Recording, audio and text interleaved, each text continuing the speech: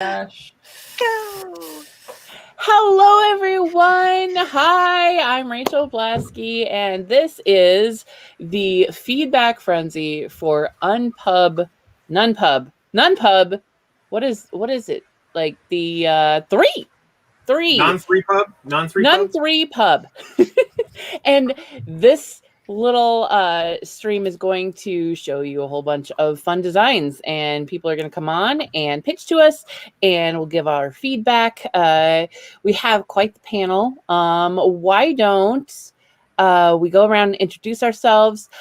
Emma, why don't you tell us about what you do? My name is Emma Larkins. I'm a board game designer, creator of Abandon All Artichokes, and Then We Died, Heartcatchers, Unravel, and other projects in progress. I've pitched a lot of games to publishers successfully and unsuccessfully, so I have a lot of perspective from that point of view. I've also been pitching this year digitally, so I have some experience with long-distance pitches, so I'm really excited. Last time was such a blast, and the games are so amazing. Y'all are going to do great. I can't wait to showcase the great stuff you have. And I know a few people in here too, so I'm very excited to hear what they have to say. Awesome. And this panel is actually sponsored by Floodgate Games, which Evan is joining us from. And Evan, what do you do at Floodgate? What don't I do? I mean, that's a standard answer for a pub. Yeah, I mean, since Ben's not listening, I'm the real smarts behind the. No, I've been with Floodgate since right around. I don't forget the year. I just think in games now, so it's like right around Epic Resort, right when that came out. I started as a playtester there. I've since done developing and writing for them, and I just want to say I'm very excited about this. I've never successfully pitched anything, so everyone here is a winner as far as I'm concerned. You're all better than me, so I don't even know why I'm here, honestly. It's not a competition. It's true. That's true. But you brought the fez. You're here for the fez. That's how awesome they are. Is they've won even though it's not a competition. Oh, see, there we go. And then my dear Julie. Julie, who are you? I am me. I am the vice president and CEO of Greenbrier Games. I'm on the Gamma board. I've designed games, and so the pitching part is actually rather odd from the perspective of a designer, because I have pitched games predominantly as a teacher for education. Before I started Greenbrier Games, I was one of the founders. You don't have to do a lot of pitching when it's your own company, or the pitching is a lot more targeted and personal, which can be bad or good, depends on how you're looking at it.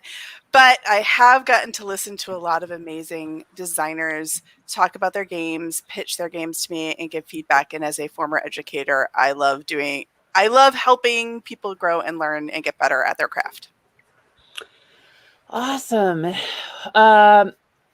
I'm Rachel Blasky. I am a brand consultant in the tabletop space, and I have been a former publisher. I have been part of a live stream with this amazing co-host named Julia Hearn called You're Invited, and it is things you should know if you want to run a board game company. That's pretty much how we got into that, and there's lots and lots of good content on YouTube. Just about anything that you can think of, we've talked about it now. So I want to make sure that everybody knows how this should go. We're bringing people in. They get about 6 minutes to pitch to us. Everyone who is in the green room behind the scenes here, there is a share button at the bottom of your little screen there, and that is how you get to show us your screen for your pitch. Otherwise, you don't need that if you want to just look straight at us. So, hey, I think, yes. You guys ready? I'm really excited about this. So they're going to have 6 minutes. Are you going to give them like a 1 minute warning so that they know they're almost to the end of their time? Or will it be in the private chat so they can look to the side when they're up? I think that our wizard behind the scenes is going to do a 1 minute in the private chat. So keep an eye on that. And otherwise, we'll hit the 6 minutes and I'll be like, okay, thank you so much. Are you ready for your feedback? Cool. Sounds good. And then we'll just talk a little bit about what we thought of your design and your pitch and give you some pointers, and then on we go. So first thing, we have Jason. I don't know if I'm going to go for all these last names, but Jason Brisson, and he is going to join us here. Hello, Jason. Hey, everybody. I'm so excited to be on. Hello. Thank you for having me. Hi. Very excited to have you here. Why don't you go ahead and take it away? Absolutely. Okay, so I'm going to be showing y'all Courts of the Fae today, and thank you so much for taking the time to hear my pitch. So Courts of the Fae is a dynamic tableau builder where players lead competing Celtic fiefdoms in the hopes of earning the favor of the 4 seasonal deities. It supports 2 to 4 players, average playtime of 50 minutes, and audiences ages 12 and up. Let's take a quick look at the core gameplay loop and what makes it unique. So I'm going to share my screen real quick. Awesome. Let's see here. Share screen. Look at that. Okay. Window, tabletop sim. There we go. All right. Am I coming through? Everyone seeing this? I'm not yet seeing the screen yet. There it is. Awesome. There we go. Okay. Awesome. So in front of you, you are seeing the 2 core loops, the 2 core mechanisms in the game. We've got the Wheel of Seasons, which is a rotating card market. And below that, we have the player hierarchy, which is where players are going to be generating resources and managing most of the game. So let's have a look at a card real quick. So in the upper left, you see the cost of the card. In the middle, you see the activated ability and output. And in the upper right, you see the card's seasonal alignment, which is very important. We'll get to that in a moment. So players start with 6 cards in their hierarchy and arrange them in whatever fashion they want. But you should review the costs of the cards in front of you and start thinking about how you want to generate those resources. How do you generate those resources? Well, that's through the mechanism called the chain of command. So starting at the top of your hierarchy, you're going to activate a card producing 1 of the noted resource, then choose from the 2 below that card, activate it, resolve its effect, choose from the 2 below that, and activate that. So once you've made a chain from the top to the bottom of your hierarchy, you've generated your resources for the turn. You may then spend those resources to buy new cards and add them to the new layer of your hierarchy. So let's see, we've got an apple and meat left, so we can buy this too. And at that point, you are done with your turn. You've spent your resources, and once all players have spent their resources on their turn, the Wheel of Seasons rotates. You untap your cards, and you start thinking about what arrangement of your chain of command will best produce the resources to buy new cards, expand your hierarchy, and get your engine building. But what are we building our engine towards? Well, we're trying to pay tribute to the 4 seasonal deities, and you'll notice that the seasonal deity cards don't have a food cost. They have a seasonal alignment cost in the upper left. So in order to pay tribute to the deity, you have to create a chain of command that matches, in order, the seasonal alignment cost. So you'd have to activate for Kaliak a winter, fall, summer, spring, and then winter card in your chain of command. So you're going to want to be using your swap activations, sacrifice effects, and other hierarchy manipulation abilities in order to plot out the most efficient engine building, as well as arc towards the way to pay tribute to the gods. So when you pay tribute, you place your player token, if you're the first, at the top, if you're the second, below, and so on. If multiple players happen to pay tribute to the same goddess on the same turn, they will split the victory points for that value. And the first player to pay tribute to each of the 4 seasonal deities ends the game, and the player with the most victory points wins. And that's essentially Courts of the Fae. Wow. Thank you so much, everyone. Well done. That's a smooth presentation right there. Thank you. Thank you. Excellent. So who wants first crack at it? Emma, do you have anything jumping out at you?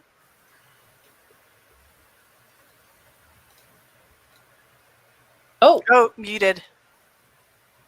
Right, sorry. I wanted to mute during the pitch, so nothing threw off the pitch. Sure. Question first.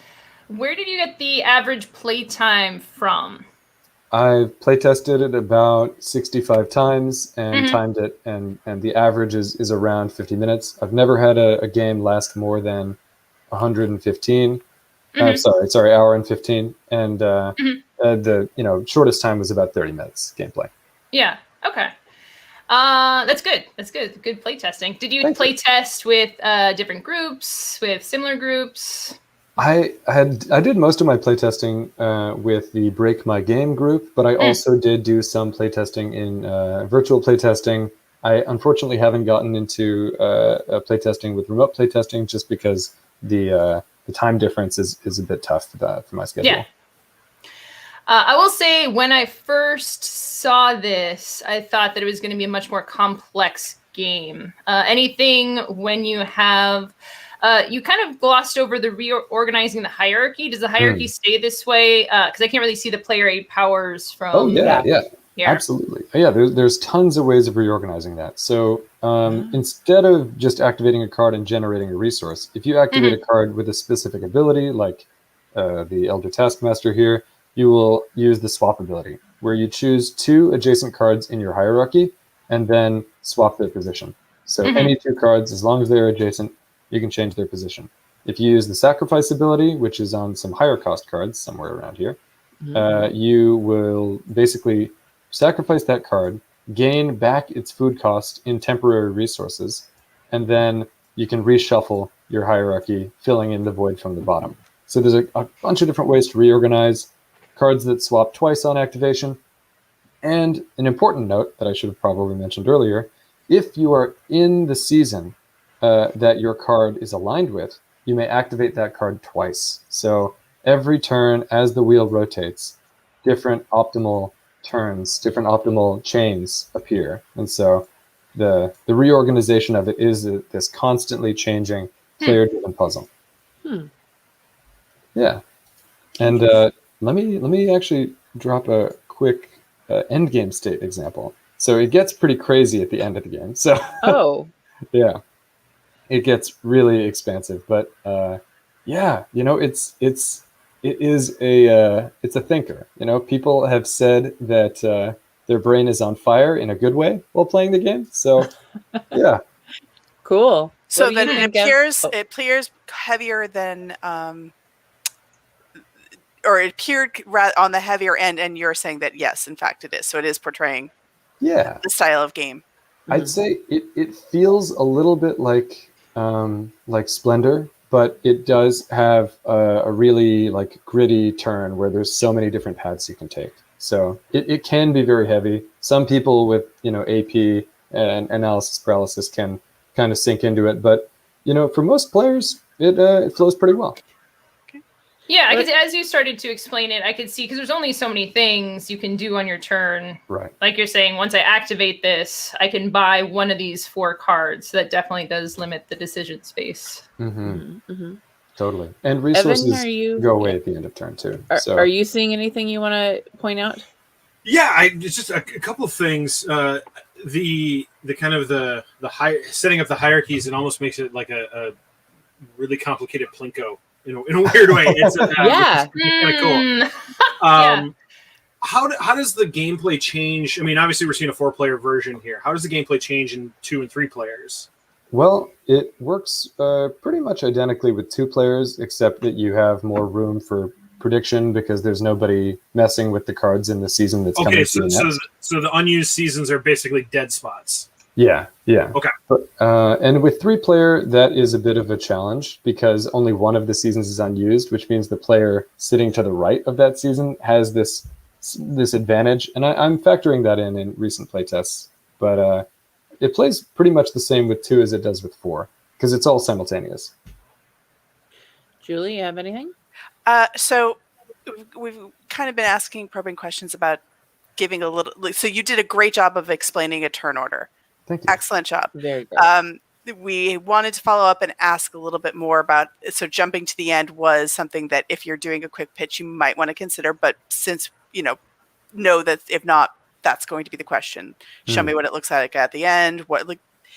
That you gave us a good overview. And if somebody's interested, those are the questions they're going to delve into. So pitch-wise, excellent job. The little feedback on the sell sheet.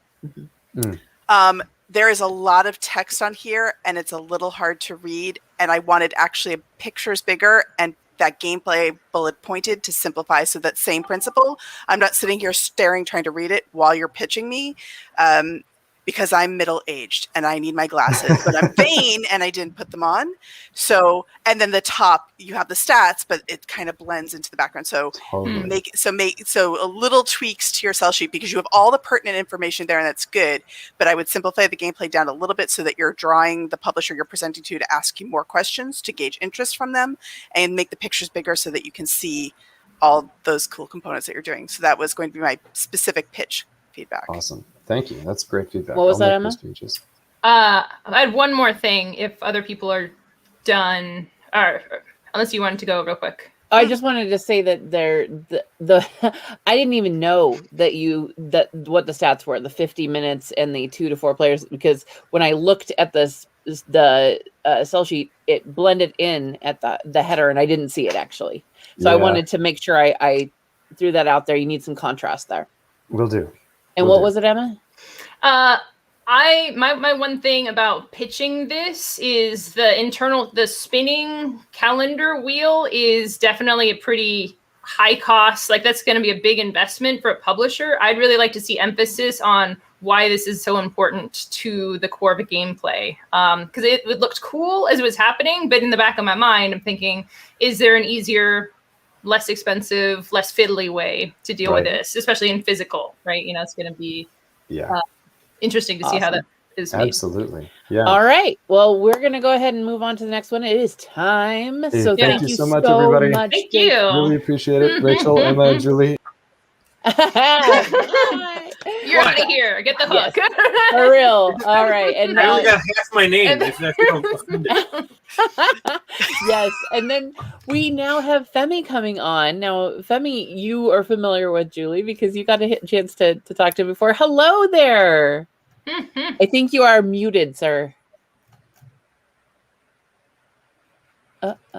There you go. Hello, everyone. Hello. Nice to see you, Julie. Good to see you too. We were noting that it's like 2:15 in the morning there. Yes, 2:18 right now. Yes. Well, we'll go ahead and get right to it so you can get to bed. Why don't you go ahead and show us infrastructure? Okay, yeah. So I'm going to tilt my camera a bit to show the desk right in front of me. Yeah. Okay. Yeah. So infrastructure is a 2 to 5 player game. It's a light strategy, tile drafting, and tile placing game. So basically, set up in front of me is a 5-player game with 5 individual player boards, a tile bag, and target scoring sheets. So I'm going to briefly explain what a typical round looks like. A typical round involves drafting tiles. On every round, tiles double the number of players are drafted.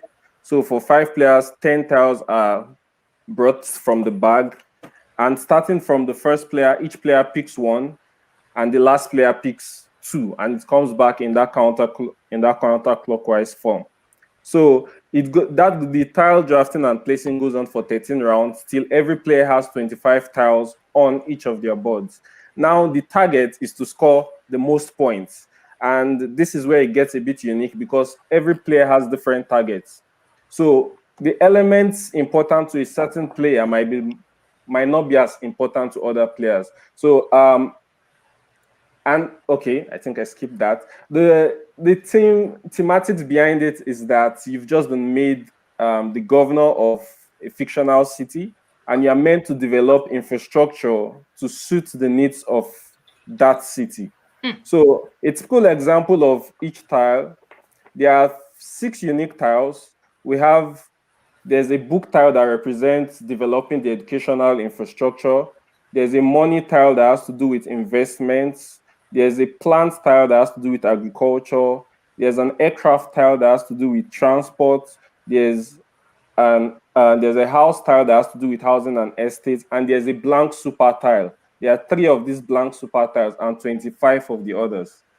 So on each turn, every player, their target scoring sheet is hidden. Of course, other players over the game will try to guess or try to hold certain tiles from you, but it's hidden till the end of the game.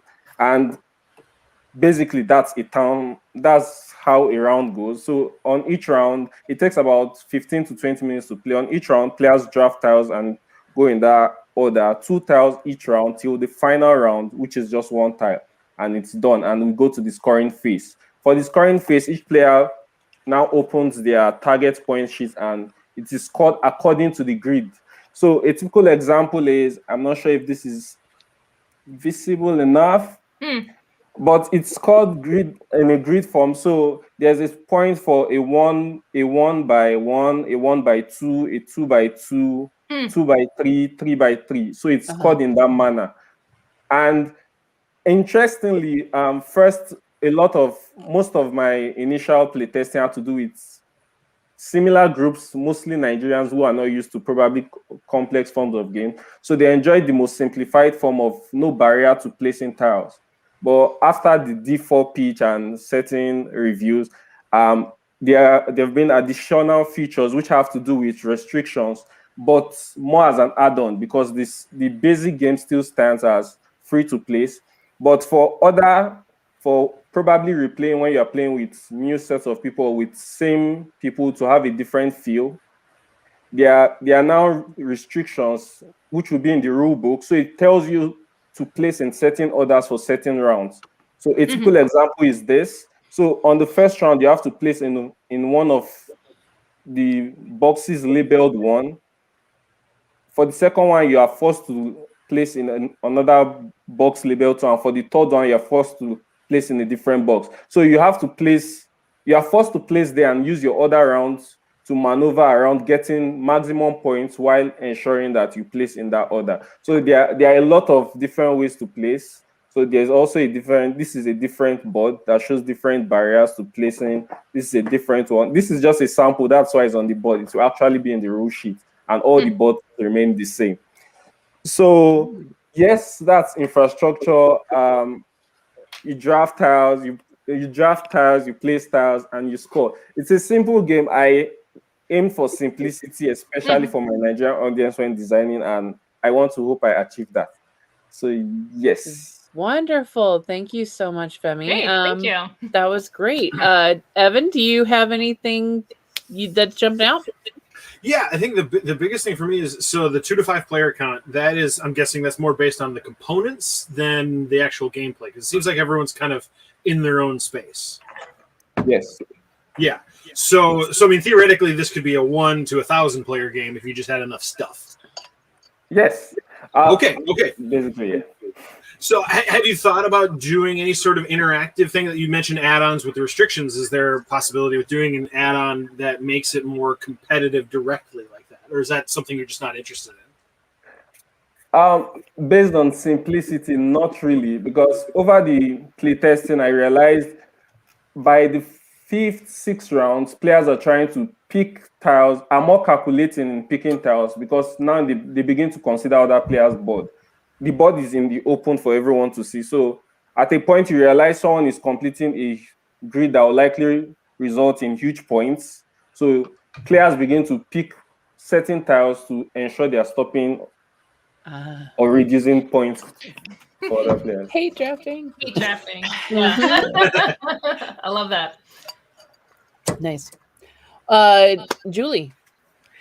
So I do love the simplicity. I love that you know the audience you're looking for and are play testing for, not just to make it the most complicated, but to make it the most enjoyable for the audience you want to enjoy it.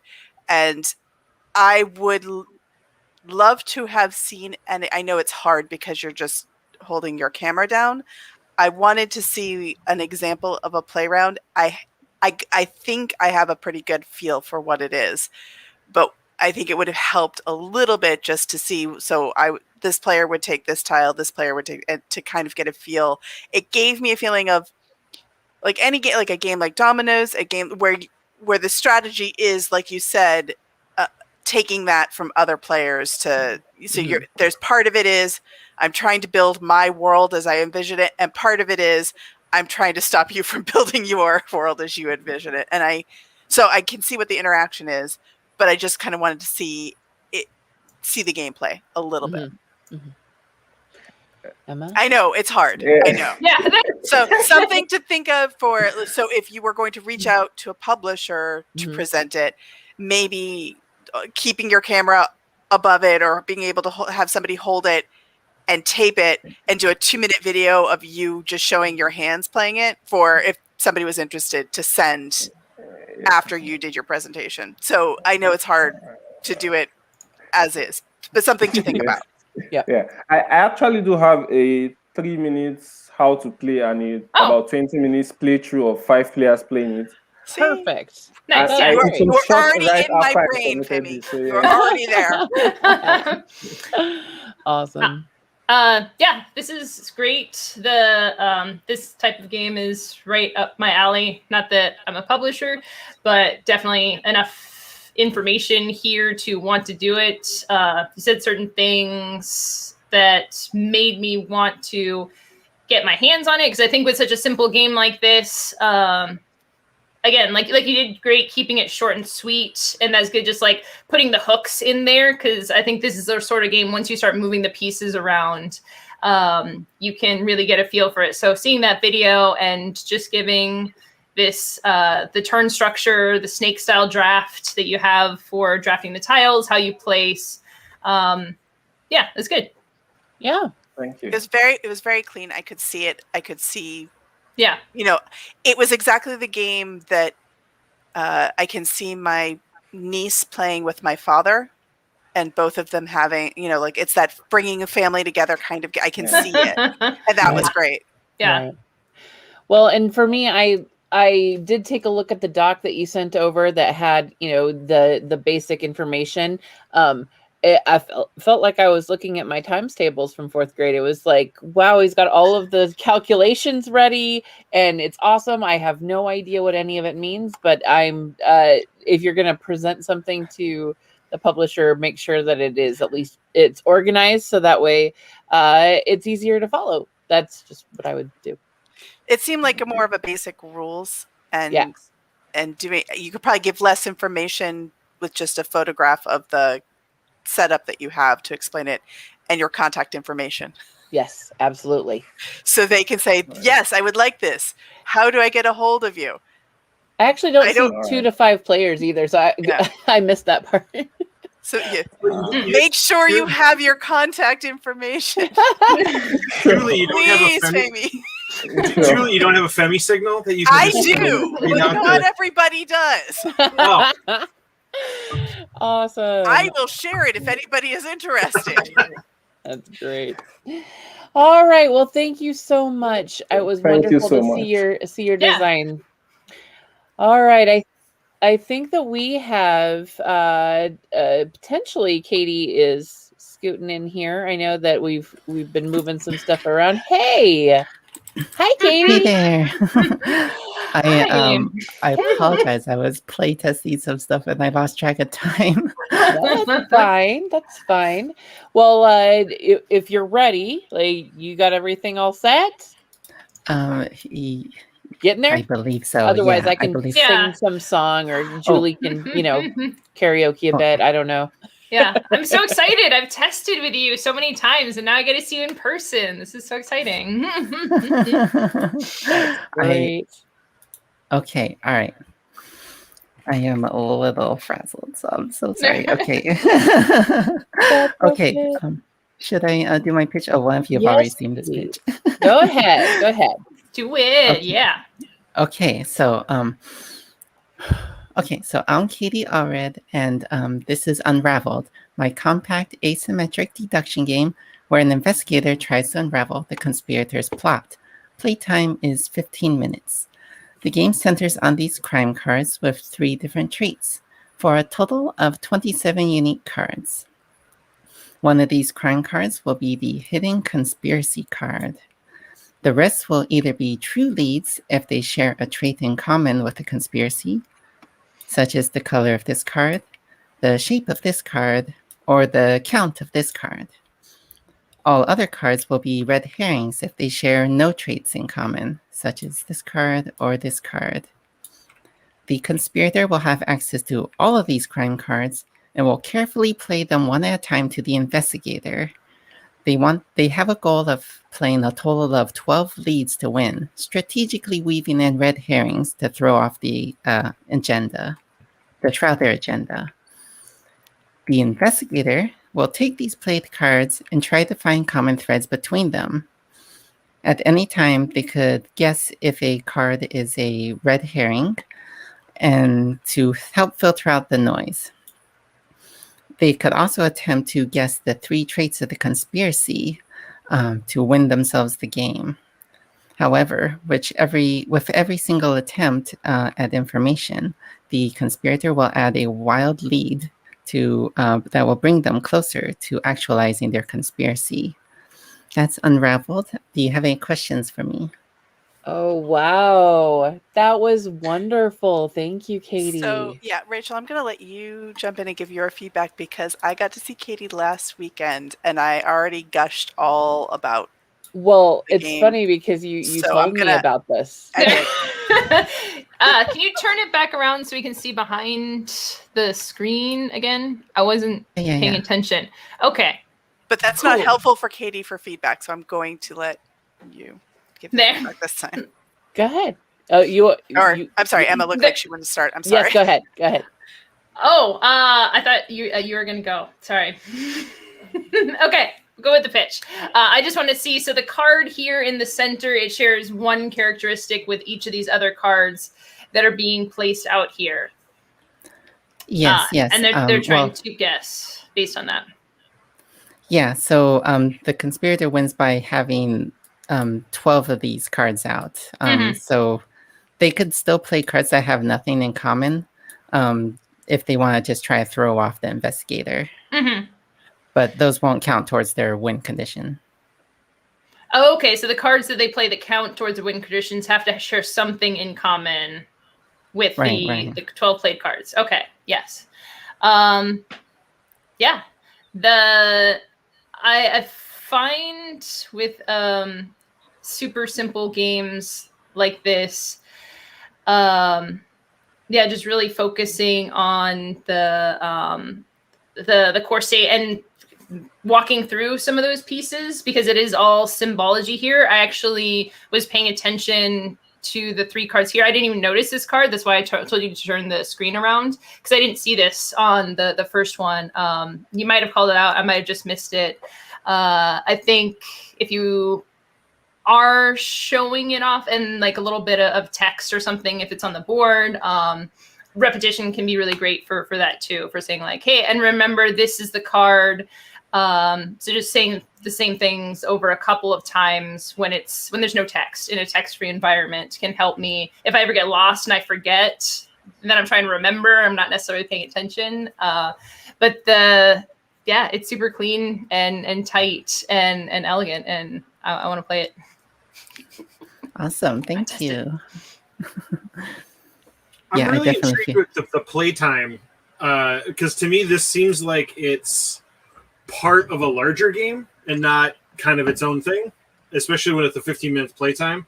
And it could be just because I play with a lot of slow people, so it's like, I mean, we can have a game set up and it might be a half hour, and 15 minutes makes it hard to want to get it out. What is the playtime like? What is the shift in like from first play to the 10th play? Like as you're learning it, how does that change the playtime? So when I've tested this iteration, the first play tends to be about 15 minutes, maybe 20 minutes. But it actually really depends on who you play with, because last night I played with somebody and the game took like half an hour because of the amount of analysis paralysis that was going on there. Because like there aren't any hard restrictions on how long you take to like analyze. So like the investigator could just be like, hold on, I need to math this out. And like, and if you have a player that's like that, then the game could take like 2 hours if you let them. I mean, right. Okay. It's just the thing that it intrigues me. Like it's one of those where it's like, I want to know because this sounds cool, not because like I want to know because you confused me. Although the hat might be a little tight. What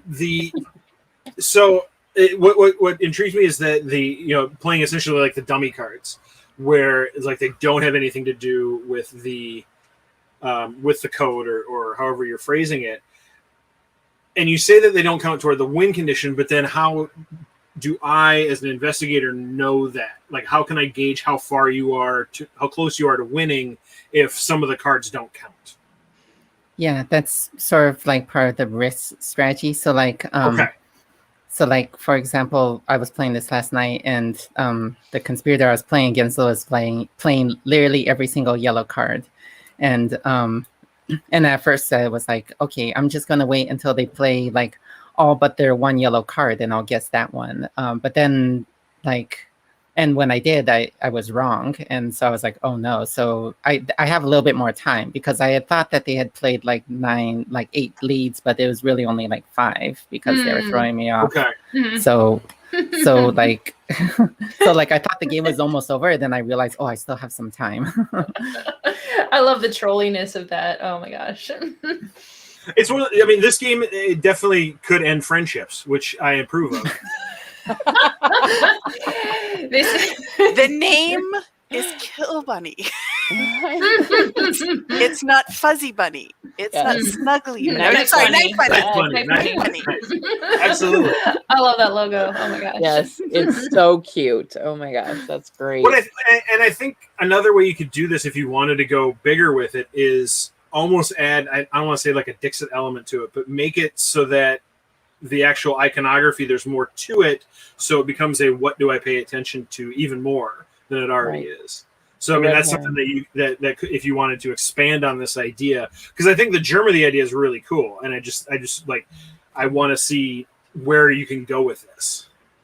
I'm sorry. Do you mind if I ask you to elaborate on the symbology? What you mean by the symbology thing? Because when I think of, I mean, I think of games like Obscurio and those where it's you have a group of people, and I think this would work. I mean, no, it's a 2-player game, but like this would be a great kind of party-ish game as well. If you have a bunch of people trying to suss out what the right common factors are and things like that. Right. If you wanted to do more complex art, then it becomes okay, what about this is important and what isn't? And you've got that already with the shape, color, number kind of scheme that you've got going on. That's somewhere you could go with it if you wanted to blow this out even more. And Evan, if you want to connect with Katie after this, maybe on Discord or something, so that way you guys can talk a little bit more. We got to jump to the next person here. But thank you so much. You were great, Katie. Thank you. Yeah, thank you. I'm so sorry about being late. That's all right. It's all right. Did it. All right. Now we have Chris coming up next. Wait. Before Chris comes out, I just want to say, because I had already given my feedback from last week, but I happen to love the design. I like that it's a 2-player, it is clean, and the whole idea of it is that you are trying to fake out your opponent as a 2-player game. So I actually disagree that it shouldn't be a party game, because I think that the whole thing of trying to visually psych out, like, how can I read, is part of it. Of the you don't know how many people are in my parties. In my party, maybe it's just 2. Maybe all right. Awesome. Back everything I've said. Hey, Chris, we want to hear about Plug Wars. We'll get back on track for you. Hello. Welcome. Thank you everybody for having me. Yeah, of course. Great to meet you all. I just got off work in town, so I'm grateful to be here. Yeah. Heather invited me, so I didn't have time to load TTS up because it would have slowed down. Oh, sure. The signal. Let me share my screen. I'm okay. And if you want to switch to we can move you to the end of the presenters too, if you want just a little bit of extra time too. I didn't need extra time. I was just gonna say it from the website if that was okay. Yeah, sure. Go ahead. Is it showing? Not quite yet. I bet that our wizard behind the scenes will have that all. Is using your camera. Okay. Okay. I gotta hit share. Yeah. Right at the bottom of the screen there. Okay. Should be going. Can you see it now? Not quite. Oh, there it is. All right. Okay. Wonderful. All right. Tell us about Plug Wars. All right. Plug Wars is a strategy board game It's 2 to 4 players. Playtime is 90 to 120 minutes, and it's for ages 17 and up. I was just gonna read the description right here. Sure. Plug War is the game. The plug is your connection for anything you need. There's nobody more important in the streets than the plug. But when he's captured by authorities, once loyal bosses become rivals, vying to take over his position in the game. Build your squad by recruiting neighborhood hustlers to jump off the porch and go to war for you. Form your strategy, make power moves, and call the shots. Stack up your money and eliminate the competition. See if you got what it takes to make it out the trap of the streets and survive the plug war. Play to the last ball standing or be the first to collect 8 big man tokens. A 2 to 4 player battle royale street strategy board game at 90 to 120 minutes of playtime, ages 17 and older. Use discretion. And that's the layout of how the game looks. Okay. I don't know you guys' restrictions on language or not, so I don't know if I wanted to play the sure, the game trailer, but all right. Well, why don't you talk us through some of these components that you have? I see. Okay, hold on. Let's go to the rules.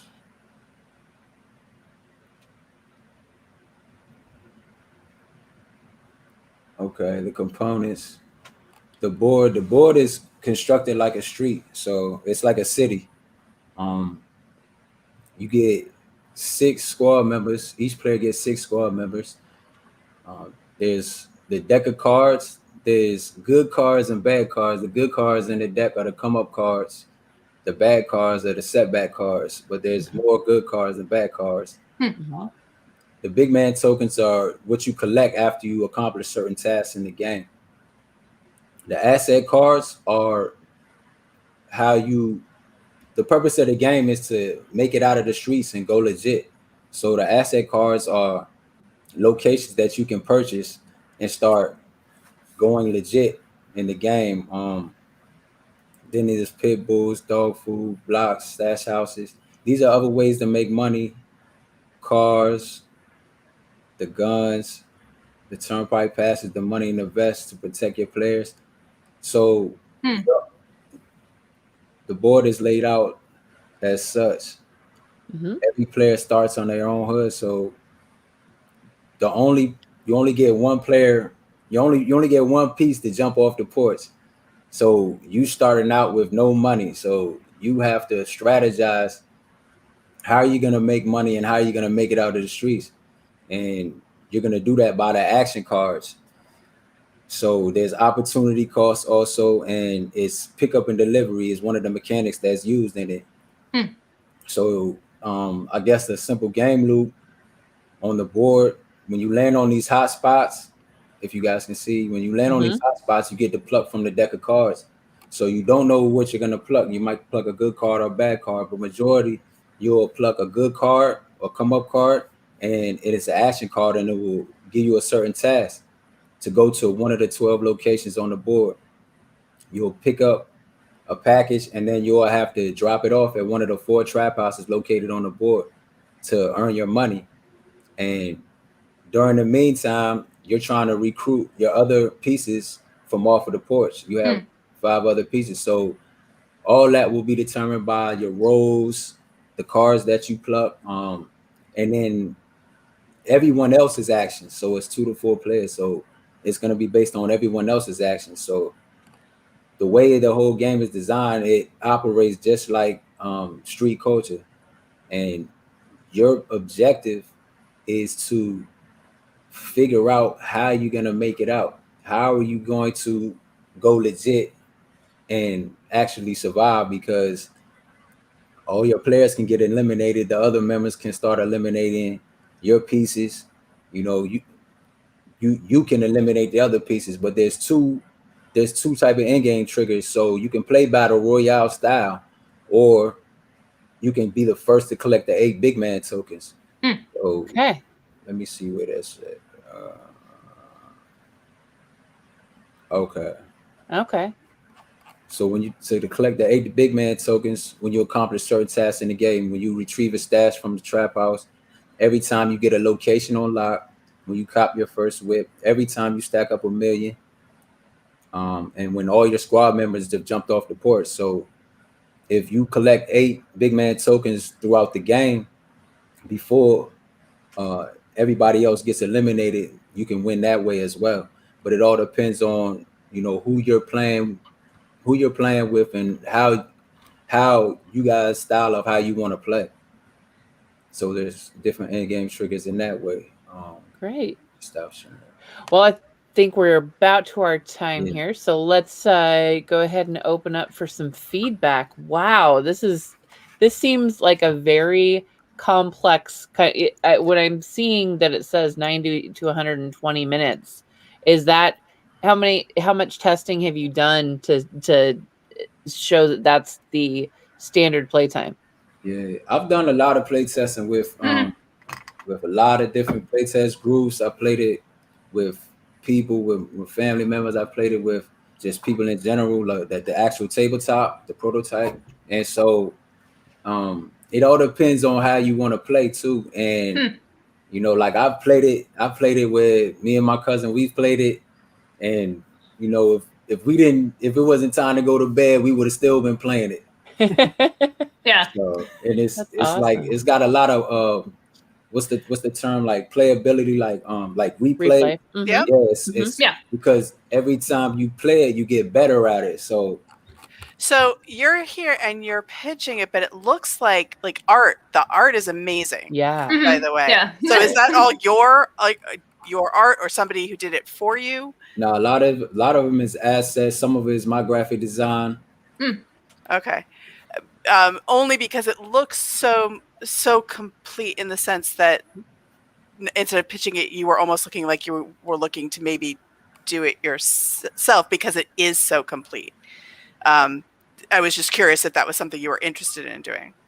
Well, no, I didn't know. I didn't know. Heather O'Neill invited me on here, so I didn't know what was going on. Oh, sure. So I was like, yes, let me come through and definitely meet new people. And absolutely, yeah, I would say for a type of game where thematics and aesthetics are such an important part of it, because general wisdom for pitching games, like, don't spend too much on art up front. Like, the publisher is usually going to want to invest in their own art. I think that's something but we it's say so ingrained in the theme, right? Yeah, it is so important to it, and it's so visceral. Like, once I see the pictures on it, I can feel it, and the art actually communicates so much of the game and makes it make sense. So I actually like that this is put into it, and I think that that a publisher can see the vision, and it takes out some of the work for them for having to it's easier to art direct once you already have such a strong vision, and you would probably, because you have a sense of what you want it to look like. A good fit for a publisher would be someone who wants to work on that, because publishers have different, they want full control or they want to share the control with the designer. So I think that it could be a really good fit for someone who's looking to have more of an equal relationship there. Oh, very good. I'm still just drinking in this page, learning all. I love the glossary. I love that you could clearly tell all the passion you have for it. It's came beautiful. Through so strong. Yeah, having the different characters and everything like that. What do you think, Evan? Well, for me, and thank you for the glossary, because I'm terribly suburban. So yes. Helpful. But the biggest question I have, and I think we talk a lot about uniqueness and things like that. And there's certainly unique aspects to this, but I'm curious what kind of tone you want to go for. Are you going for more of a realistic, gritty? I keep thinking of like Spike Lee kind of thing, or are you going more for a Grand Theft Auto almost parody of that? Which way are you going? Because I think choosing one or the other, because it seems like from what you've shown so far, it seems like you're kind of right in the middle of it a little bit, and it seems like if you go one way or the other, that might make it more interesting for people. Yeah, my intention, I actually created this board game when I was incarcerated, so my intention is to reach back to the youth and teach them how not to go down the path that I took in my life.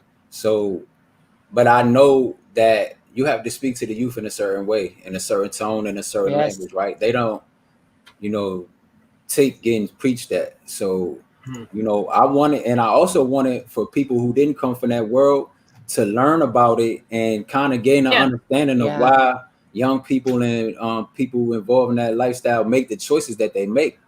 And you will learn that from playing. So it's a teacher's tool in that way, but also I didn't But want there has to be a sugarcoat. certain level of humor and I didn't want to sugarcoat the reality of that world because the message will be lost in it. But I also wanted you to have fun while you play it as well. So it's all about learning while you play. So learning can be fun, and just from my research, board games increase your mental health. So and start conversations like these, and just all in all help people, bring people together. So I wanted to combine all that. So what you're saying, I definitely understand, and it's really about that balance. So to be that gritty, because that's what that life is about, and also that message as well needs to be conveyed. So I absolutely love that you are so passionate about the audience that you created this for. You know exactly who you're talking to, you know what you want to accomplish with this game, and that is like so integral to like being able to evangelize it. It just I'm really happy with your presentation. Thank you so much. This was so awesome. Thank you. Thank you all. All right. Bye, Chris. Okay. Now we have next Ryan Horrocks with opening night. Hello, Ryan. Hi. Good evening. How's everybody? We are ready for your pitch. All right. Well, I'm a huge Broadway fan. Going to shows is one of the things that I do with my wife a lot. And I wanted to play a game about Broadway. And so that's why we have opening night. And hopefully if I can share the screen. There we go. Nice. Okay. And that overlay. Yes. All right. So opening night is a game where you are a Broadway producer. And I love Broadway. I'm predisposed to love Broadway. And I know that a lot of people do. And there's always that one person that claims to not like Broadway, but you go to the show and you hear them griping about being dragged to the show by their spouse or by their kid. But you look over and by the final note that rings out, they're on their feet, they're cheering, they got tears running down their face, on their final curtain call. So here you can be a Broadway producer where you're on your feet cheering your success of your Broadway show while the competitors at the table are the ones that will be crying in defeat. So opening night is a worker placement game with some card tableau and some set collecting. It's a mid-complexity Euro game. It's designed by myself, developed by Carl Lang and Quillsilver Studios. It's a 2 to 4 player game with ages 12 and up, and it takes about 20 minutes per player. So who is going to win Best Musical? You're going to manage a team of creatives to produce the most celebrated Broadway musical of the season. Over the course of the game, players will grow their musical production by sending their workers out to gather music and dance tokens, gain money, draw and hire cards, rewrite their script, and collect costumes. The game is played over 5 rounds. During each round, players will take turns either placing an available worker from their player mat on a location onto the board to take its associated action, or passing if you run out of available workers. Once all players have passed, each player takes back all of their workers, reveal a new promotion for the next round, and then pass the first player marker to the player on your left, and then you'll begin the next round. The components are cards, bridge style cards, mini cards. There's 130 tokens between the dance, music, and costumes, 24 worker meeples in 4 different player colors, drawstring bags, player boards, and a game board. So the main mechanic is worker placement. Players will assign an available worker that's on their player mat to one of 10 locations onto the theater board and take the listed action there. There are 2 different types of locations in opening night. There's the restricted and open. So there's 5 of each. The restricted locations are specific to corresponding workers. So the restricted locations have icons matching that workers, while the producers act as a grande worker and can visit any location on the board. Locations are entered from the left, regardless if that space is occupied. So existing workers at locations get bumped when other players visit that location. So players whose worker gets bumped to a spot with $1 gain that bonus immediately. So you can bump your own worker if you need that dollar at that space. Music and dance tokens gain permanent $1 cost reductions each when hiring matching cards. So the other mechanic is card tableau building. So you're going to be playing 3 different types of cards in your production. You're going to be playing creative cards, actor cards, and backstage cards.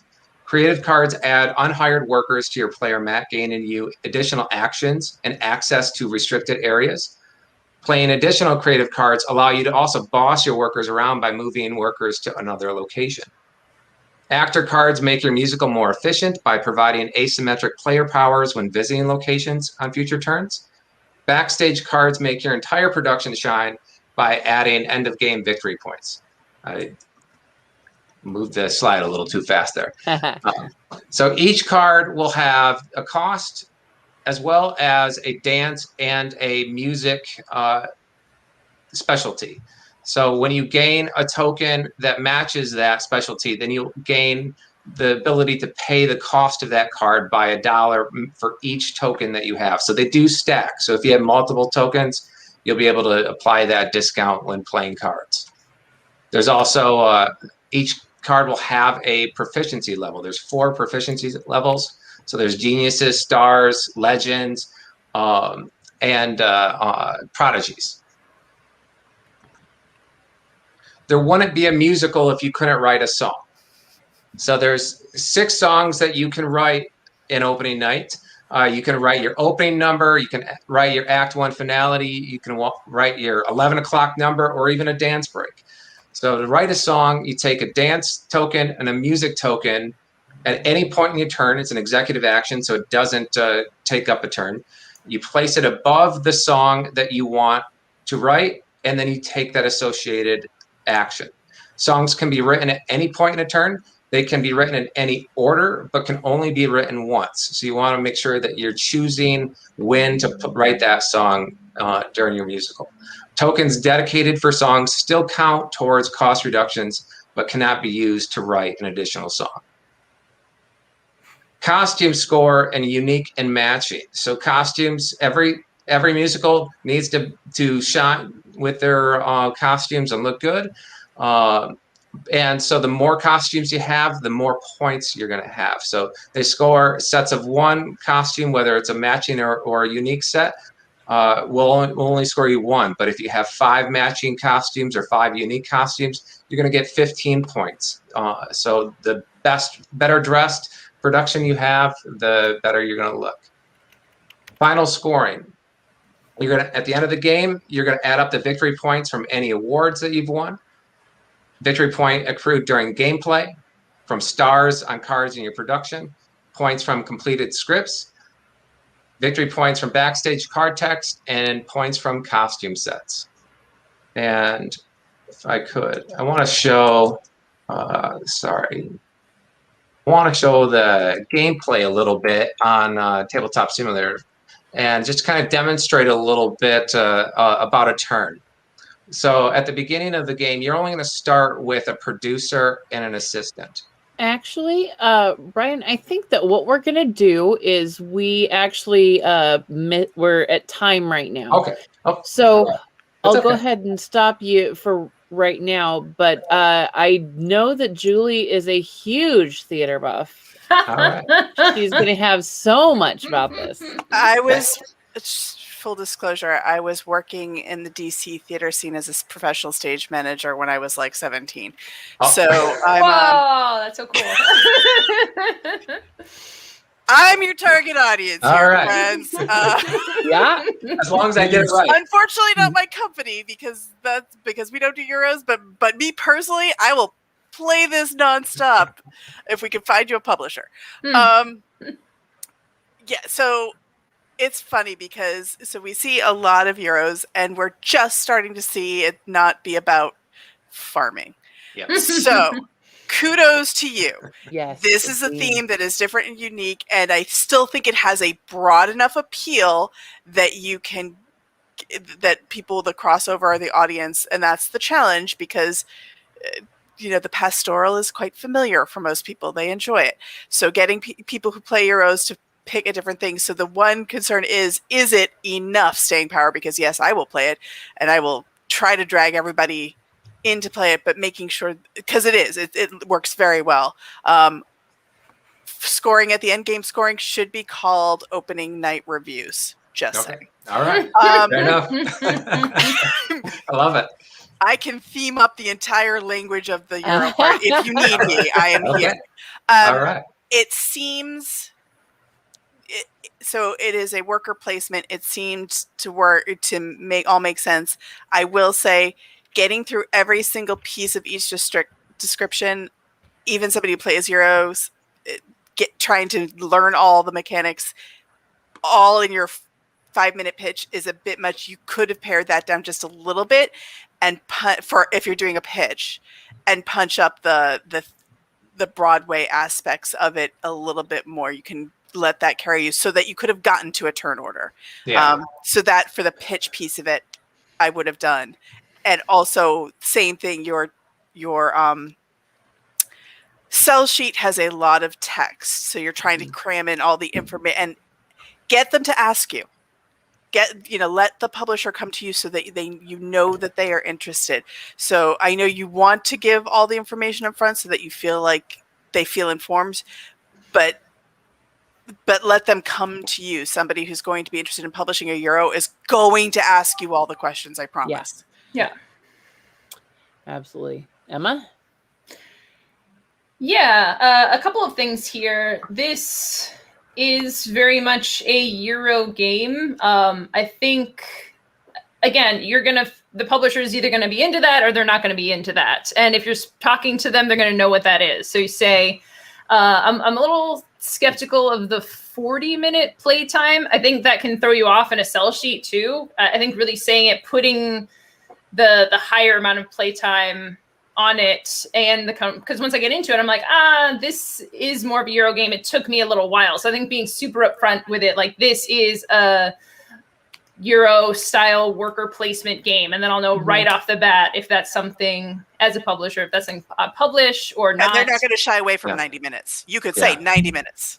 Yeah. Call it done. And then having the flavor at the beginning, it would definitely sound like a very different game. Talking about, like, it's a nice story to talk about friends not being as interested in the theater, but it doesn't really feed into, like, in a 5-minute pitch, just really getting into the meat of it. And what makes it different is mostly the theme. Talking about the innovative worker placement, it's a little different. I don't know if I would exactly call that piece innovative.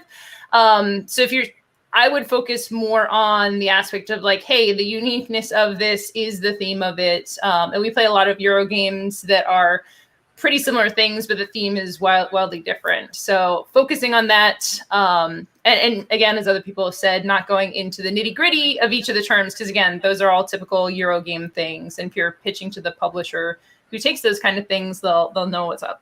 Yeah. Evan? 2 things. From the pitch perspective, if you don't do it as a musical number, you are leaving money on the table. Nobody wants to hear me sing. That's just not going to happen. Hire somebody, do something. Because I honestly think I agree with Emma that I think the hook is the theme. Yeah. And like has been said, if you're pitching this to publishers, they're going to know they've seen this game many times, at least mechanically. Thematically, they haven't, and so that's what you really should be playing up. From them, and kind of building on that, and kind of building on what Julie was saying earlier, I'd be curious to see, she talked about how Euro people are going to react to this knowing that's a different theme. I'd be very curious to see what theater people, drama people who aren't familiar with games, what they think. Because my worry is that someone's going to go out and buy this game thinking it's a theater game, it's a fun theater game, and then they're just going to be like, oh, there's a lot of pieces and stuff. and so it's like I'd be very curious like what the reaction has been for people that aren't the heavy Euro. I'm just going to throw out there that theater people are not going to be looking for board games anyway for the most part. I wouldn't worry about that part aspect too We need to get them. I would love to get them. I've tried. What I don't want to have happen is that somebody buys this game thinking it's one thing and it turns out not being that game. It's like Stardew Valley. Oh my gosh! Wow, Stardew Valley. Like they're like, it looks like it's going to be all nice and fluffy and easy, and then it's this real game. So like it just. Anyway, sorry.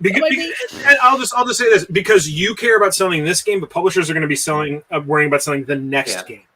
And if you turn people off, then that doesn't help anyone. Right. But I would absolutely play this just because I'm also a drama nerd. So yes. I mean, that's why I made it. Yeah. Seriously, well, awesome. Find a community theater. They will put together something. Michael for you. Also got caught up in the description, so yes, I'm just gonna say maybe the crossover is not. I would say the actors who don't come in segue over into board games are never coming over here, but the ones that do, we're here. Yes, and we're staying. And Daryl is also posting in chat. European publishers love American themes. So if you are pitching to European publishers, then that's good. Yeah. And what you have obviously is the background, the information, the deep knowledge of that world, I think, which is really going to make a thematic game in this space rich. Well, great. Okay. You're like, oh, it's time. All right. Well, thank you so much, everybody. Ryan. Appreciated it. All right. Now we have Alistair. You do realize I'm scoring the song for him to do for the presentation. Oh, of course you are. Do you want to just apologize to the rest of the pitchers for the rest of the show? Because you're out. You're checked out. So good. And then we have Alistair. Alistair John Hoover. Hello. How do you say your name, sir? I'm so sorry. Sure. It's Alistair. So I know it's the stare throws everyone off. You're the first Alistair I've ever met that wasn't wearing a cape. So I applaud you for that. The capes were so Silver Age, so I kind of left that in the closet there. I don't know if you guys have access to the sell sheet, so I just sent a link there for you. Sure do. Okay. And obviously, thank you for having me on. Let's go ahead and try to share the screen. Hold on one second. Okay. All right, there we go. Sorry. There we go. Fantastic. Ooh. So let's just dive right into it. Again, my name is Alistair Hoover. I am one of the owners and lead designers for Loreforge Games. We are a young board game development company, and we're excited to present our game, Meanwhile. Now, Meanwhile is a comic book style combat game where players face off against each other as teams of unique, powerful characters. The design goal of the game was to marry strategic gameplay of war games with the more fast-paced nature of team-based video games, actually. We anticipate a player count of 2 to 6 players, ages 12 and up, average estimated game length 30 to 45 minutes. Now, some of the highlights of our game, we believe it is a strong community builder. It has high player engagement with very little player downtime, high player strategy and or skill expression, and unique characters and expandability. Now, we did partner with a publisher, Greater Than Games, to tackle a space that we all felt was lacking in the industry, which was a team versus team strategy game. Using our experiences in tournament settings, we set out to design a game that would fit happily on a table for consumers, but also to provide resources to players who wish to delve deeper into what the game can offer.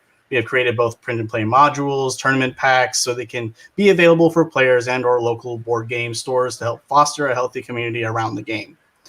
Now, taking advantage of the market research that Greater Than Games had, we were able to design a game that addressed some of the challenges of games like this while highlighting its core strengths. The player downtime is actually in multiplayer strategy games was a big challenge we overcame. We did this by deconstructing player turns, so all players actually would simultaneously secretly select a card from their hand. That way the decision making happens simultaneously. Then when they reveal their cards, we actually have a action phase or a speed phased activation system. This way the gameplay is organized and happens very smoothly and quickly, so we can just get back to the action and keep the engagement high. Now, another draw or strength for these types of like strategy games or like combat heavy games is we wanted to give players room to express like their brilliance or their skill at the game or their mastery. So we wanted to incorporate a lot of places where they can do that, whether it's having a draft mode in the game so they can draft their ultimate team, or whether it's predicting card plays from their opponent and countering it, or even just taking advantage of successfully positioning themselves on the map or with their teammates to mitigate randomness in die-based combat. Yes, we do have die, but we understand that randomness can be annoying, and that's why we have ways to mitigate that randomness in some in a game like this.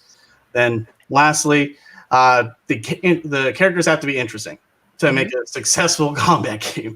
So we've made sure that every character has been uniquely and carefully designed so to allow for creative combinations and unique experiences every time the game is played. We have also designed different game modules. So it isn't just the quote unquote death match. We have, capture the flag and things like that, but also even a cooperative mode. So let's say you're not into killing your friends that day or what have you, you can work together on a match like that. In that fashion, the system is also very flexible. It's quite easy to expand, obviously, with more characters, more modules, and even having crossovers with other IPs if that is something that becomes available. Now, I do want to go over a kind of a flow of a turn. So let's go ahead and have that play for us really quickly. All right, so here, this is just the card selection, card reveals, highlighting that this is a average card, so that goes faster than the blue card here. So since the green card is faster, it gets to act first and then roll the die. So then the blue would act. And then over the course of the game, wound tokens are stacked. If we have, eventually, once you run out of health, you remove your marker from the map and return all your cards back to your hand. The round finishes out. Oh, then you hand over your trophy card. The round finishes out with cards progressing through. We call it the meanwhile system, hence the name, but it's really like a cooldown mechanic. So you have to cycle through your cards. The round ends with you coming with any downed player coming back to the map. So there is no player elimination. You come back to the fight right after the round has been completed. So let's exit that. Oh, whoops. And finally, boom. Yeah, finally, in closing, essentially, there's a flood of 1v1 strategy games out there. Maybe you've heard some of them, Magic, Legends of the Five Rings. But there's a tremendous, I know, but there's a tremendous lack of team versus team strategy games out there. And out of me and my friend's strong desire to travel together, and playing these type of games, going up against other people and pitting our wits against them, that's this kind of the design space where this game was created. And even though it wasn't able to reach its final destination with Greater Than Games, through community feedback we've already received, we know that this is a game people have and will continue to enjoy. And obviously, we would look forward to your support. So that's the pitch. Ooh, that was smooth. Well done. I absolutely love how you use that video in the pitch. Not being able to voice over in real time and not relying on anything that you've recorded other than the visuals. That was really cool. Yeah. Oh, appreciate that. Yes, absolutely. We practiced a lot. It was perfect. It was exactly the exact 6 minute. Good job. Who wants to go first? I will go first. Okay. How does this game compare to Funkoverse? To Funkoverse. I will say I haven't played Funkoverse, so it's hard for me to draw a comparison. In terms of how the game itself functions, it is like a miniature base game with die for rolling for attacks and defense. So that's mostly the core of the game, how it differentiates or how we try to differentiate it from other games in that space is, again, the kind of the player downtime or the lack of player downtime, like kind of having all the decision making happen at one point. So that way, like, players aren't just like sitting and waiting for someone to finish their turn so they can get to their turn and be like, oh, what was I supposed to do again? No, like, all of that has been predetermined at a set section, the select phase. And then once all the cards have been flipped, we just kind of watch everything ping, ping, ping, ping, and then we go on. Yeah. As someone who's played a lot of tactics games and helped to workshop Funkoverse and been pretty deep into that space, the idea of they have a team-based mode, the idea of team-based, I think it really is lacking in the market. I think in part because it can be a tough sell for people. For the pitch, I think I don't always want to say like, oh, go out there and play every game. I think being able to speak the language of all the tactics games and seeing what's out there, the pros and cons, unmatched, all the different things. It's good to be able to compare and contrast because this is such a developed space. And as you say, it's highly competitive and can be highly tournament level play. So those Aegis, again, another tactics-based games, any sort of minis games, and say what's unique. In the pitch itself, I would like to see a lot more focus on gameplay. I still don't have a complete picture of how it does. I do like the simultaneous play, but a lot of the stuff, like the dice, are there blanks in the dice? Because that's the thing in a tactics game that always gets to me. It's just like, oh, defend, nothing happens. I'd love to see a little bit more of the nitty-gritty. The earlier parts where you're getting into the marketability and stuff is good to have in your back pocket, but definitely not what you want to lead with. Like for a first time pitch to someone, it's really more about the games, and really nailing a tactics game is tough. So I want to see in the pitch, like, yeah, you're definitely doing something. Does the simultaneous system work as good as you say it is? So if I'm allowed to ask a question in response to that, as a publisher, I highlighted more the kind of the product ability of it versus kind of like, because sure, I could give you like, yeah, this is, like, and nail down like the like how the game like functions and things like that, but then it starts becoming more of like a demo at like a con, which I've done as well. So I'm just kind of wondering which is more beneficial. Would you like prefer to hear like the high level, like, hey, this is what the game is shooting for, or do you want it more on like a ground level, like, hey, rolling the die feels like X? And I would just jump in here to say that I think that you might want to get more of the other feedback from the other judges before we run out of time. Sure. And you might want to just connect with Emma afterwards to get that answered, if that's okay. Sure, no, that's fine. Julie? So it's a lot. There's a lot here, and we were saying, that the pitch was a tight 6 minutes. You were trying to get in as much as possible. I respect that. You were trying to give as much information, and the same thing. The sell sheet has a lot, and this is a weird one though, because I agree, because it's so specific. Usually I'm like, have them come to you, but because it is so competitive, you probably do want to be pretty upfront. So normally I'm saying, let them come to you, but you kind of have to be a little bit more in your face, because it is a more finding your niche in this. There's a lot more games out there that are doing that. So that being said, I'd still want to punch what are the cool things that are making this stand out, even if it's bold or in the more more of that comic book style, like whatever you're doing on your sell sheet, or hitting those. And I know it's cliche at this point to say unique, but yes, those unique points. Sure. Age 12 plus. Sure.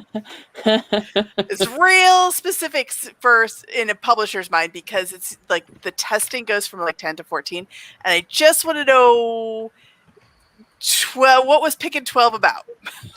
Picking 12 was the, if you're familiar with Greater Than Games, like they have a very strong comic book I do. I am quite familiar with it. So that is the yes. So I was thinking of the kind of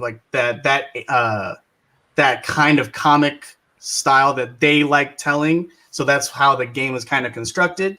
All right. So the game wasn't going to feature they're not like a lot of as you're working on blood it, or things like that. I just want to make sure that you're playtesting with a young enough demographic and making sure the language, because there's a lot of writing and even a lot of writing on the stuff, that all of it is age 12 and up friendly, just to make sure. Yes. That's just a little thing.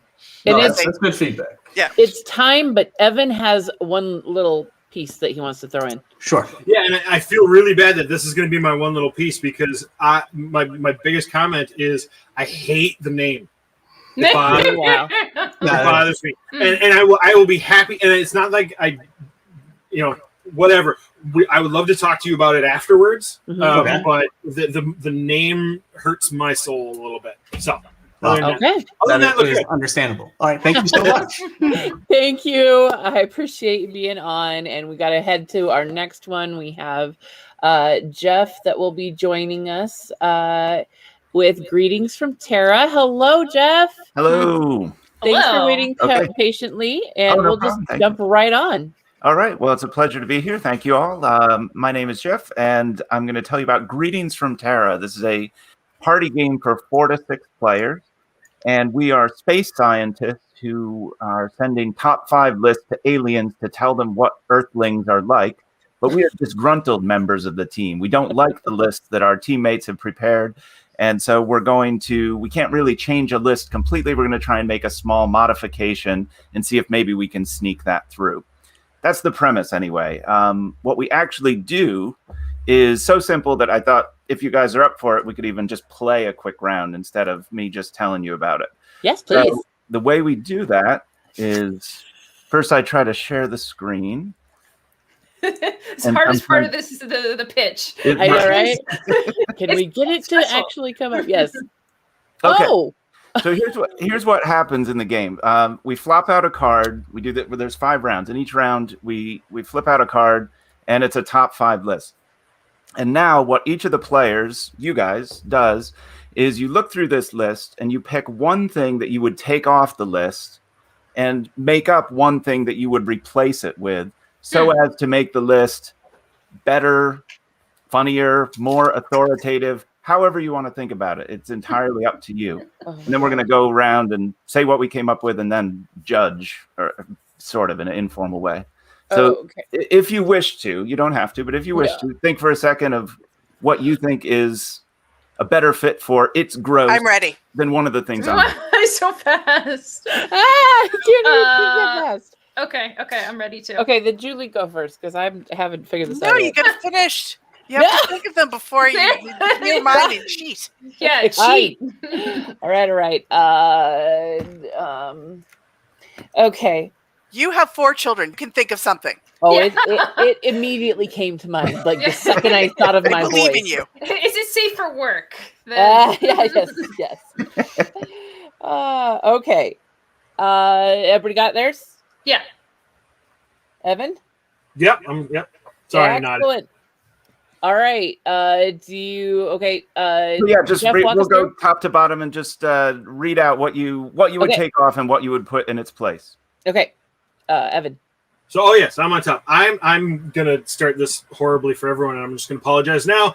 I'm going to change the first one into changing my diaper. So good. Wow. Excellent. I'm so happy right now. You set the bar high. You set the bar high. Yeah. Perfect. Oh my gosh. All right, Julie. Oh, my humor was way, way less complicated. I know. I can't even read it. So mothballs out, boogers are in. Okay. Oh shoot. That's the worst Entertainment Weekly article ever. Whatever. I did the same thing. It's really the same. Oh my god! We are on the same. Synergize. Oh Yes. my gosh. Or that might be bad. I don't know yet. I don't know if that's good. Maybe I shouldn't have said that. I guess it was my turn next. Yeah, that was the same. Yes, exact. you're good. I don't. You're good. And mine was mothballs out, and I actually switched from middle schooler I went from gym socks to boxer briefs because that was just even worse.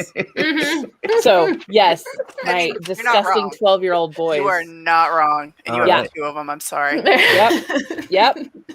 Okay. So that's much of the game. The next thing we would do, optionally, there's time to bicker and banter and defend your response and all that kind of thing if a group wants to do that. But the next thing that would happen is we would each simultaneously pick one of the other responses to vote for, not our own, either with a selector or 1, 2, 3 point.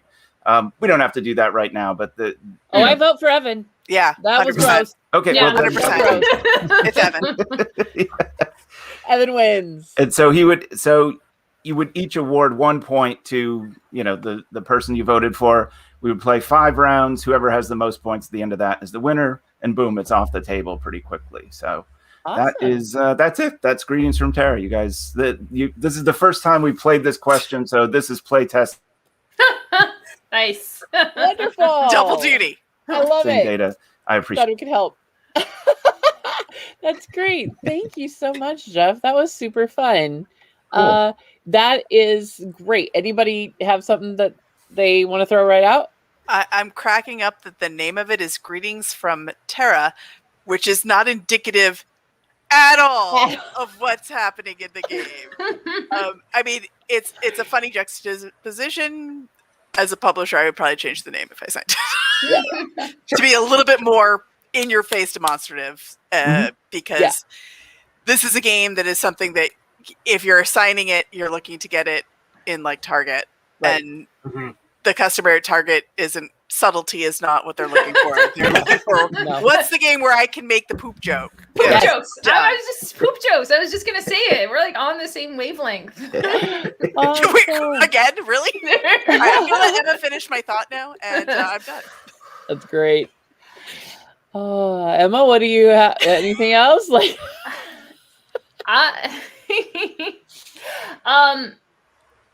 Yeah, party games. I don't want to say that. There's a lot of party games. There's a lot of space for. I think there's a lot of space for innovation. People tend to go in similar directions, and there's a lot of clones out there. I think there is something here. I'm going to speak a little bit to the game because I think the pitch is great. It shows what the game is. The fact that you have so much of the content there, I think the best party games, people think you want to be creative. Not really, just give a list and make it super easy. Switching out one thing is definitely a unique twist on that. I think for the pitch, having some things the publisher might say like, okay, there's kind of something here. What else?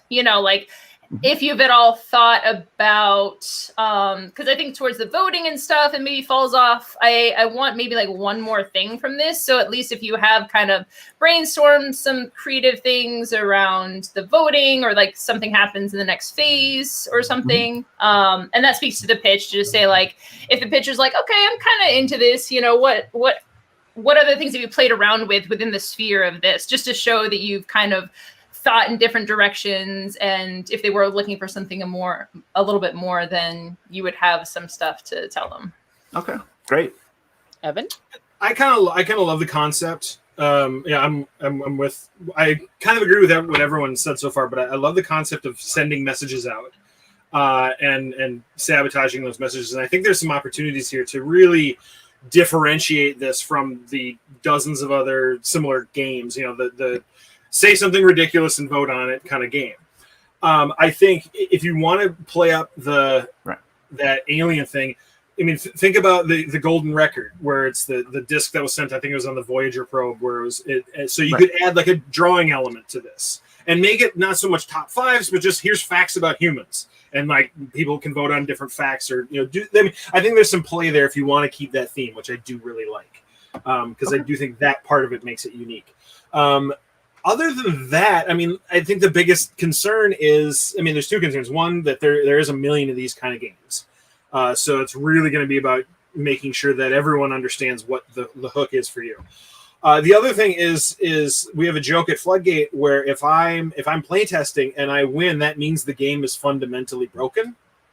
So, so if I'm good at a game, that means it's bad. So just to give you a warning there. Yeah, I think there's potential here, but I think it's really just finding that uniqueness and finding that part of it. So sure. That's great. Thank you, Jeff. This was wonderful. I had a good time. Definitely keep going. That's great. Okay. I think we're on to our last presenter here, which is Jay Bell. Hi, Jay. Hi. Hi.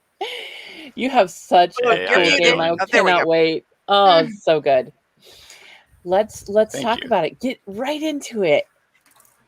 Right. So I'm going to go ahead and share my screen here. And he did link something different than what we had, judges.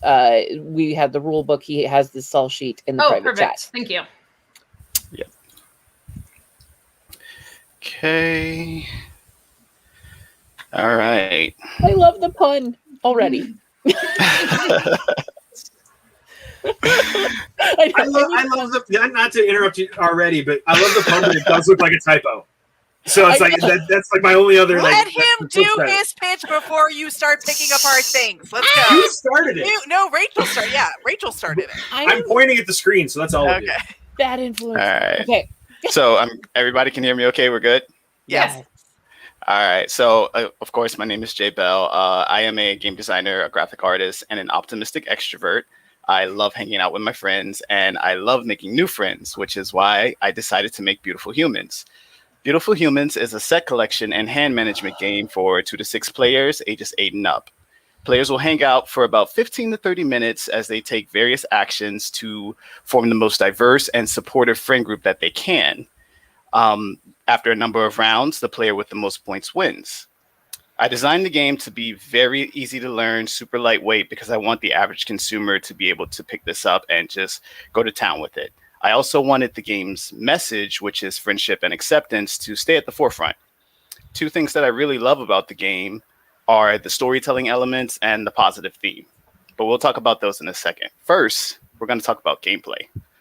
So, on a player's turn, they'll add a card to their hand by choosing one of 4 actions, and those actions include reconnecting with pen pals, or making friends with strangers, or growing closer to acquaintances. And when players choose these actions, they will tell the story of how those friends met. So maybe they met at a park, or maybe they have a common love for meeples and blind auctions.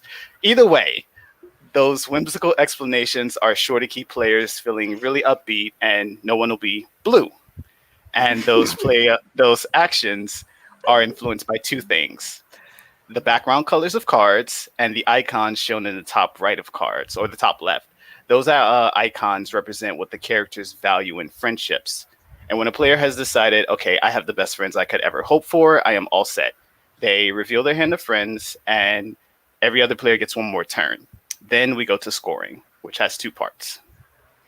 The first part of scoring is all about diversity. Players earn points for every unique card in their hand, or every unique card color in their hand. And remember that player who ended the round? Well, they earned the Best Friends Forever token. That token doubles the points that they earned for diversity. So here, this player would earn 10 points. It also leaves all the other players really green with envy. And the last part of scoring is all about support and synergy within your friend group. So you'll match up all the icons really easily by just aligning your cards so that they all show on the right-hand side, and then you'll score even more points. Now, it's important to diversify your hand because only 1 card from each color can contribute those values. Orange, you glad that you made such great friends this round? I can't handle it. I'm so happy. Oh, I am so happy right now. And oh my gosh. Now that you guys know how to play, we really want to emphasize that this game is meant to highlight the idea that when you surround yourself with people of different backgrounds, like these background colors, you literally do better. That's the whole point of the game. And now that you know how to play the game, we hope that you can see that there is beauty in every hue and in every human that you meet. And that's Beautiful Humans. Okay, I can do this. I've been okay. Nope, I'm not gonna talk. Okay, I'm Evan. gonna need a moment. Evan. Yeah, apparently I'm the dead. I'm the one who's dead inside. So there we. I'll go first. So here's what I like about this game, and what's interesting about this game, and it's a weird comparison, but I immediately thought of Gloom, in the sense that I know it's complete opposite, but in the sense that it's a storytelling game with math added to it, and I think I think an important thing with this in selling it is making sure that it's fun for both crowds, I guess. Like if someone wants to play this as just like a good collection game, and I dig the kind of mechanical kind of tweakiness with it, I think if you can play it both, and then at the same time do more of the storytelling stuff, like I'd just get rid of the scoring altogether. Like or at least make that an option for people. You know, I think there's a lot of play with this in terms of how you present it to people. If you want to make it a storytelling game, that's awesome. If you want to make it just a real, not hardcore exactly, but like a real mathy set collection game, I think it's got that too. And I think if you emphasize both sides of that, I think that's going to help people. Because I think there are going to be people, not me exactly, but I think there are going to be people that are going to be turned off by the kind of fuzziness of it, you know, in every sense of the word. And so if you can show that there's an actual game there, I think that's going to be very important. And it looks like there is. I'm not saying you don't, but right. I'm saying that's going to be important.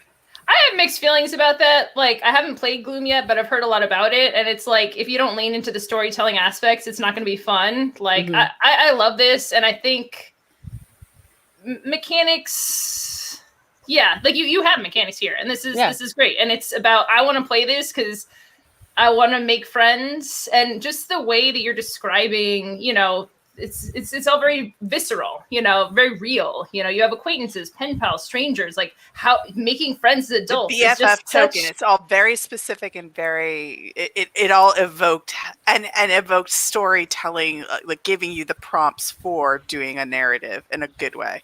Yeah. But and pitch wise, I just love listening to your pitches, the puns and the entertainment. I feel happy doing it, but also everything, the way that you break down the game, just like getting to the mechanics, like having the theme in there. It's just I don't know if I have any critiques for it.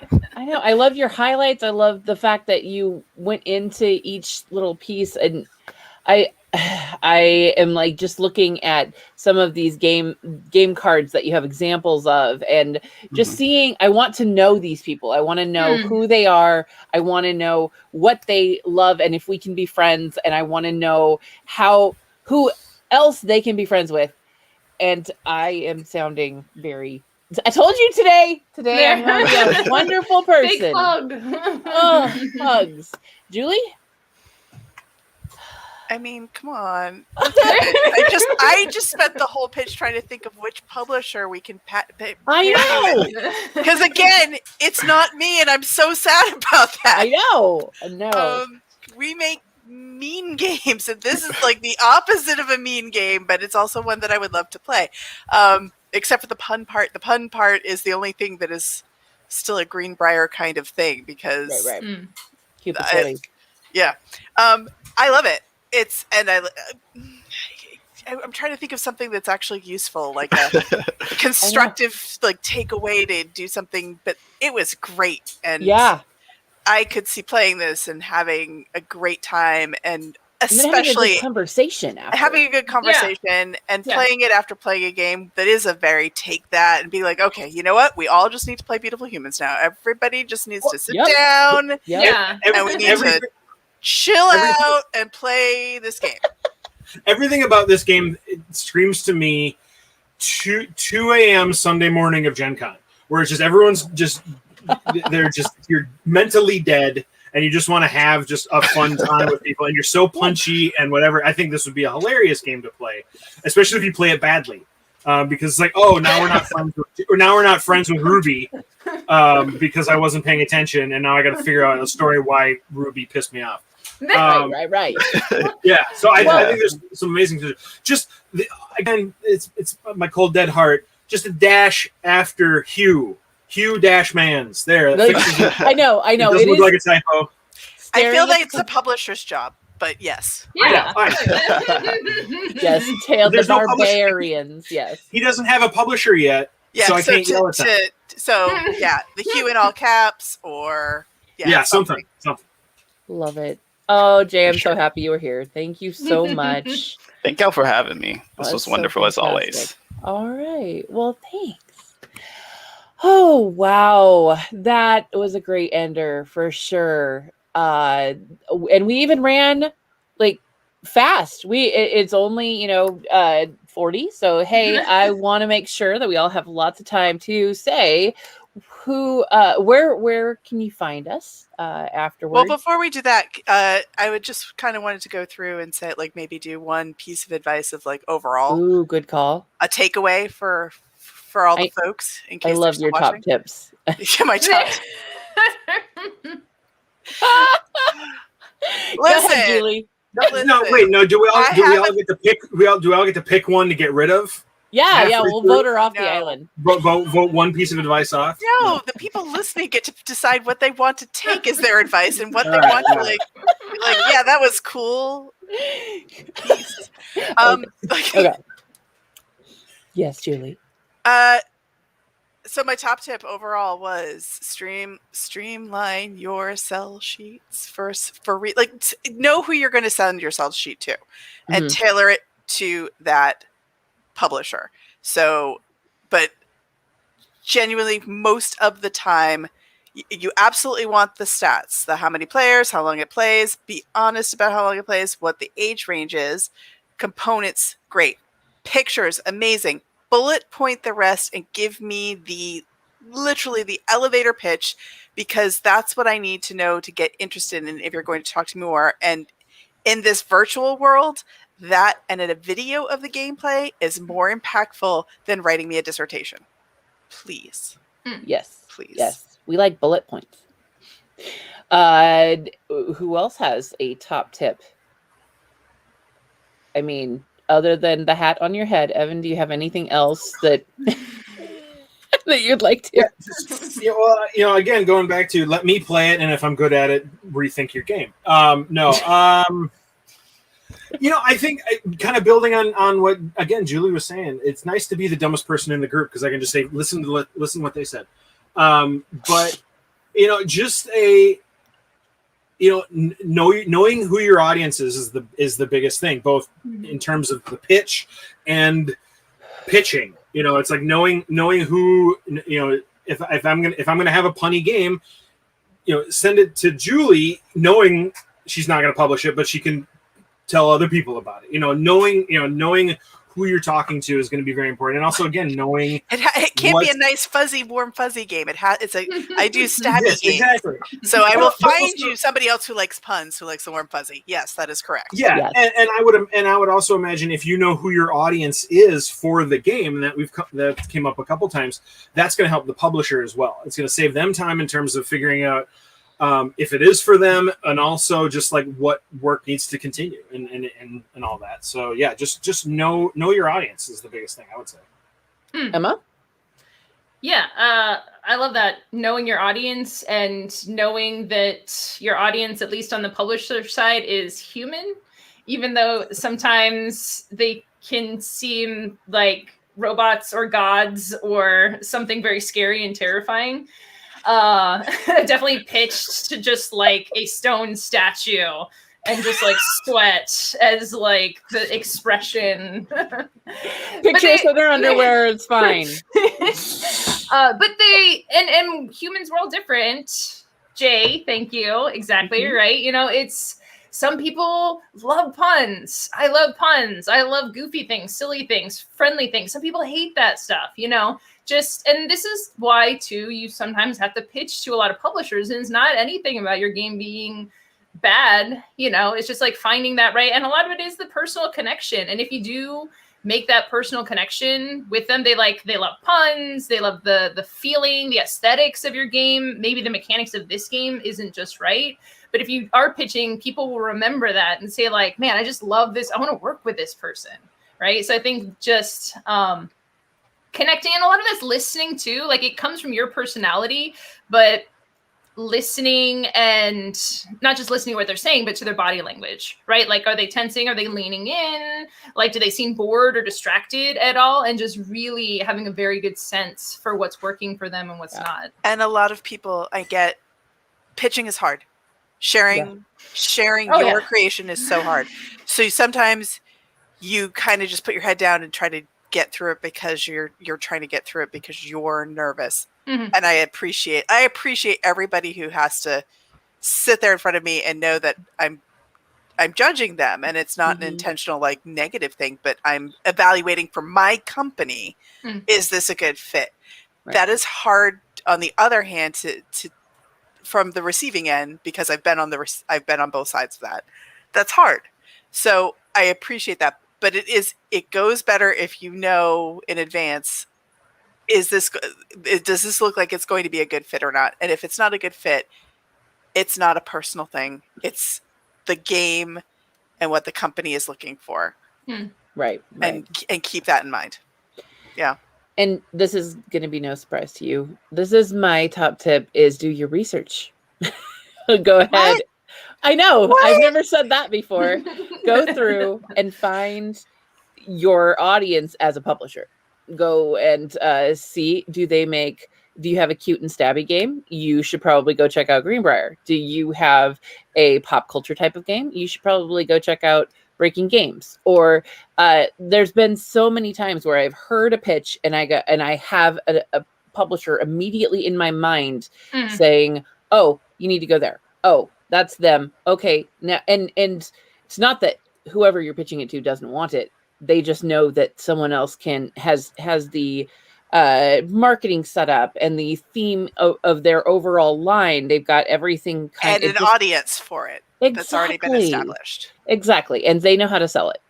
So awesome. That is great. All right. Well, Julie, how do we get a hold of you? Greenbrier Games. All social medias. Greenbrier with an E. Games. We're everywhere. Find us. Love us. Everywhere. Thank you. Emma? I'm at Emma Larkins pretty much everywhere. Mostly Twitter, though. Mostly that's where I chat with people. So if you have questions or just want to follow along with game chats and stuff, you can check it out there. Also, check out Abandon All Artichokes. It's on digital platforms and growing to more, and it's also going all over the world. And so cool. Also, And Then We Died is amazing. Thank you. Yes. I also have I have copies of And Then We Died. So if anyone wants that. I have a copy. Okay, and our sponsor, Floodgate, how do we get a hold of you, Evan? Well, for Floodgate, obviously floodgategames.com is the best way to find us, or social media. Just look up Floodgate Games. We're everywhere. That's worthwhile. So you can find us all over the place there. If I can, for me personally, I'm mostly a podcaster. So if you want to check out my stuff, my network is called fancypantsgangsters.com. We've got a bunch of shows. In fact, we're going to be doing our first board game show. We foolishly tried to launch it March of last year and did a Kickstarter, and that didn't do well. So we're rejiggering it, and we're figuring everything out. But we'll be doing more with that in the next few months. So just go to the website, and we'll have more information on that as it happens. But that'll be called Garage Sale Gamer. When that comes out, so. Yeah, I was on Kickstarter in March of 2022. I understand. I feel you. Yeah. Yeah, awesome. Timed that well. Yeah. Whoops. I'm Rachel Blasky. I am at Ray Blasky, RAE Blasky on Instagram. I am You're Invited Live on Instagram. I am mostly on Facebook. I avoid Twitter like the plague, and that is pretty much where you can find me. So thank you guys, everyone, for tuning in, and have a good night. Bye. Bye.